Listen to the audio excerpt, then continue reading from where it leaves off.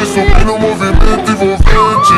Passo leve, passo rápido, coração bate forte. Então, mano grave, toca fundo, ela explode o salão.